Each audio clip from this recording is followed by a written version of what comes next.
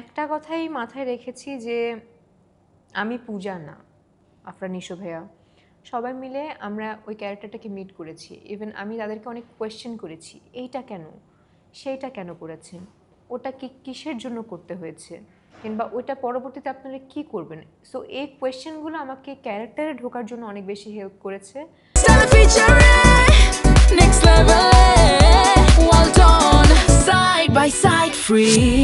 ওইখানে যাওয়ার পরে আমাদের একটু না ভালোই প্রবলেম হয়েছে। যেমন আমরা খালি পায়ে, আমার তো সিনে ছিল আমি খালি পায়ে হাঁটবো, যেখানে খালি পায়ে মানে পা মাটিতে পা দেওয়াটা খুবই টাফ, পা রাখাই যায় না, এমন অবস্থা পা পুরো অবশ হয়ে যাবে।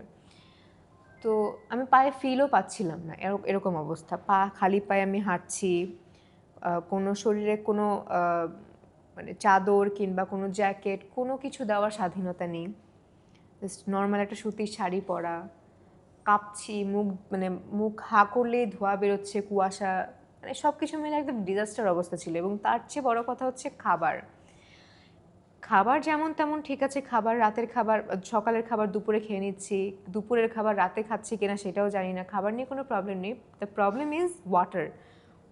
পানির এত সমস্যা ছিল, আমরা তো মনে হচ্ছে যে পানির কারণে আমরা মরেই যাব।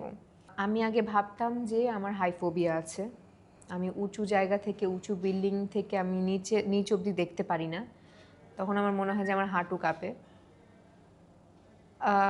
এইটা তো একটা এক্সপিরিয়েন্স করলাম যে এত উঁচু ডিউনে উঠে সবাইকে দেখা, এবং আমি দেখছি যে সবাই এরকম ডট ডট ডট ডট হয়ে আছে, এবং ওইখান থেকে আমাকে দেখছে যে আমি একটা ডট হয়ে আছি। সো ওই জায়গা থেকে বুঝতে পারলাম যে আমারও দম কম না, আমিও রিস্ক নিতে পারি, আমারও দম ভালোই আছে। এবং আরেকটা এক্সপিরিয়েন্স শেয়ার করতে পারি, এই দমের খেলা কিংবা দম আমার কতটুকু আছে এইটা মানে প্রমাণ করার জন্য কিংবা নিজেকে প্রমাণ করার জন্য আমি একটা বড় ঝুঁকি নিয়েছি, সেটা হচ্ছে বানজি জাম্পিং। যে আমি দেখতে চাচ্ছিলাম কতটুকু আমার দম আছে, আমি আদৌ পারবো কিনা। So bungee jumping it's not a easy job.